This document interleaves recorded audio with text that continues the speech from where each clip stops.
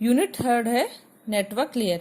Network layer की सबसे main important जो फंक्शनैलिटी रहती है वो है राउटिंग। मीन्स पैकेट्स को वो रूट करता है, that is source to destination. तब कम्युनिकेट करना रहता है या इंफॉर्मेशन ट्रेवल होता है तो वो सबसे शॉर्टेस्ट डिस्टेंस या minimum distance, optimise distance follow करता है और पैकेट्स को एक डेस्टिनेशन के हिसाब से वो रूट करता है।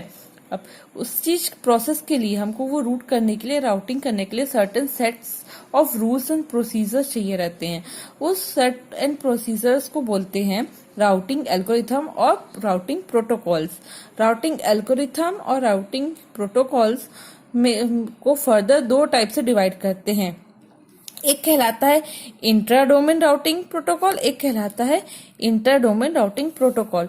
इंट्रा डोमेन मीन्स एक ही ऑटोनॉमस सिस्टम है या एक ही सिस्टम के अंदर के बीच का, या सिमिलरली बोल सकते हो आपका एक होम है या एक घर है, घर के ही दो तीन राउटर्स आपस में जो कम्युनिकेट करेंगे वो कहलाएंगे आपके इंट्रा डोमेन। और जब दूसरे घर के राउटर आपके घर के राउटर से आकर कम्युनिकेट करता है वो कहलाता है आपका इंटर डोमेन राउटिंग प्रोटोकॉल्स।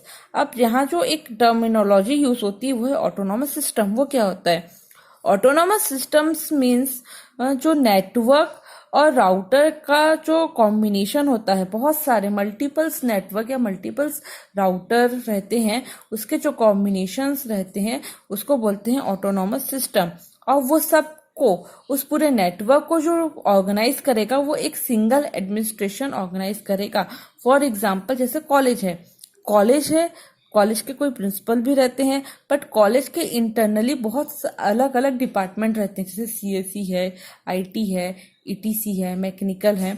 तो वो प्रिंसिपल्स को एट अ टाइम पूरे को हैंडल करना, सारे फैकल्टीज को थोड़ा सा प्रॉब्लमेटिक होगा, इसलिए वो क्या किया, डिपार्टमेंटल वाले में डिपार्टमेंट में कोई कोई हेड बनाया है।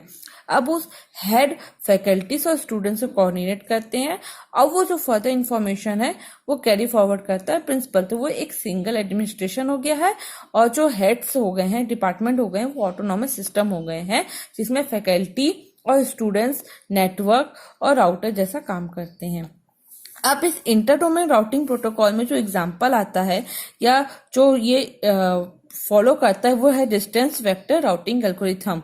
डिस्टेंस वेक्टर राउटिंग एल्गोरिथम जो प्रोसेस फॉलो करता है वो कहलाता है inter domain routing protocol. Similarly link state routing protocol भी एक तरीका का एल्गोरिथम है जो बेस्ड होता है इंटर डोमेन राउटिंग प्रोटोकॉल्स के। और इंटर डोमेन राउटिंग प्रोटोकॉल्स जो फॉलो करता है वो है path vector routing algorithm.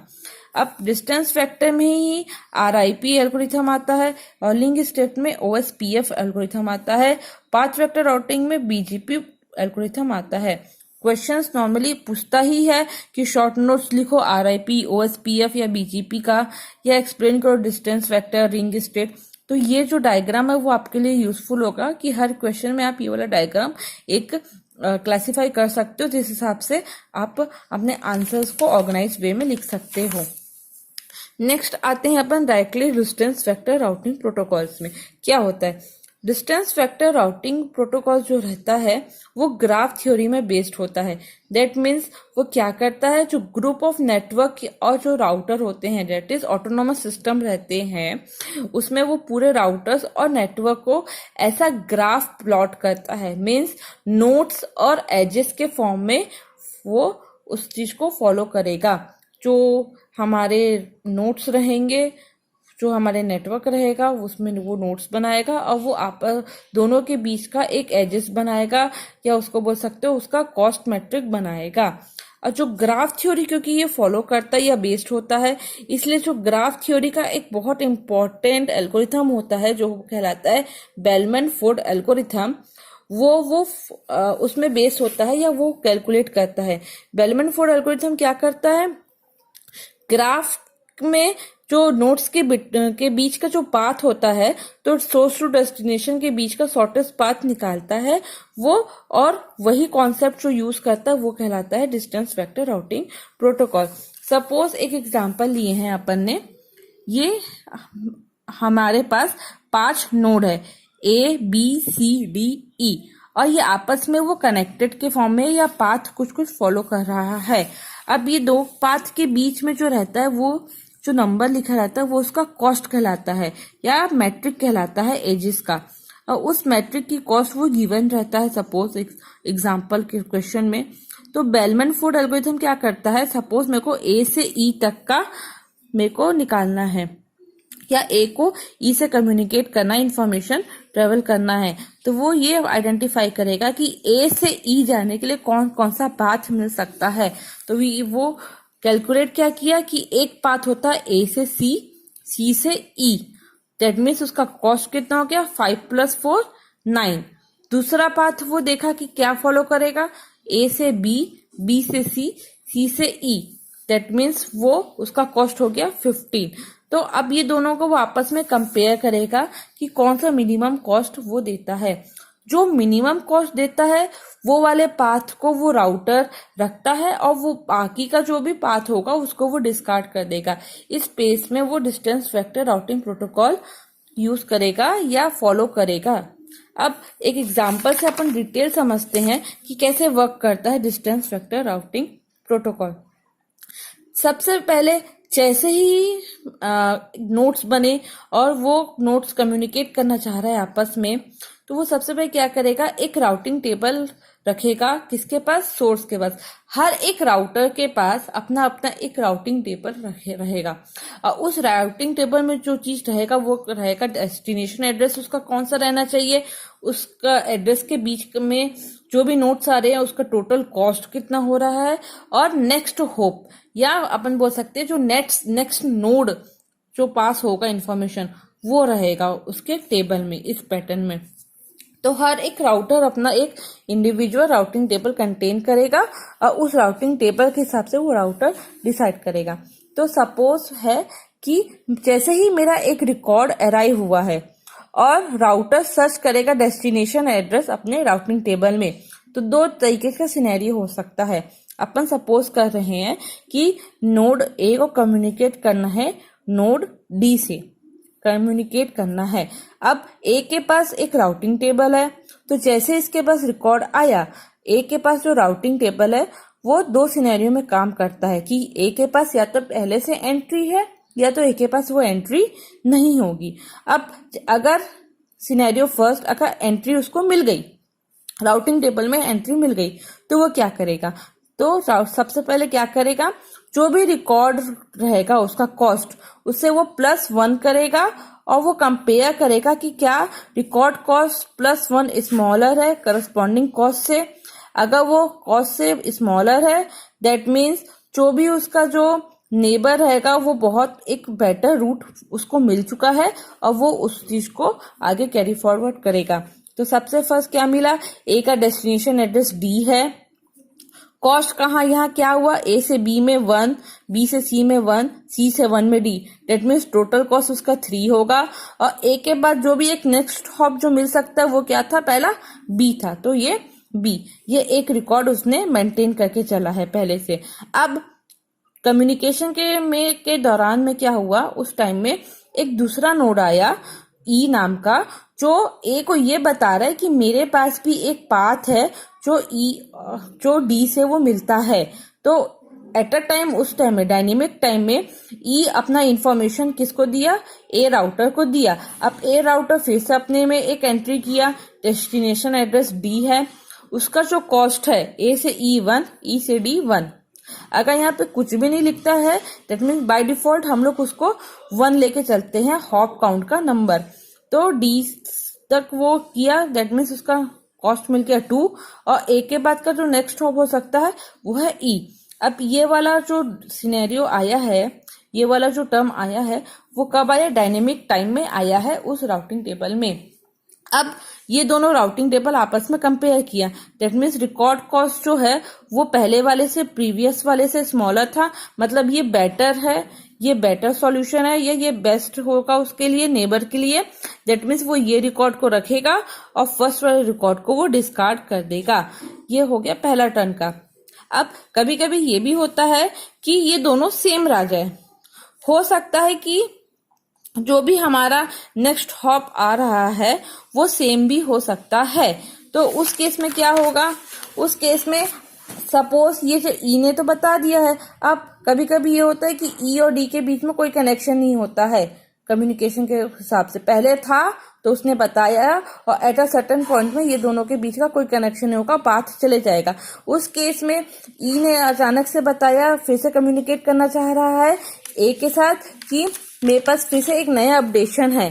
That means अगर उसके पास कुछ भी कनेक्टिविटी नहीं है तो वो इन्फिनिटी लेके चलेगा, और जब भी ये इन्फिनिटी आता है और जब कंपेयर होते हैं अपन तो बोलें कि स्मॉलर को ही बेटर मानते हैं, बट इन्फिनिटी के टर्म्स में वो इसको अवॉइड नहीं करता है और वो इस वैल्यू को रिकॉर्डेड के फॉर्म में लेके चलता है, वो डिस्कार्ड नहीं करता है। ये तो हुआ अगर एंट्री उसके टेबल में है।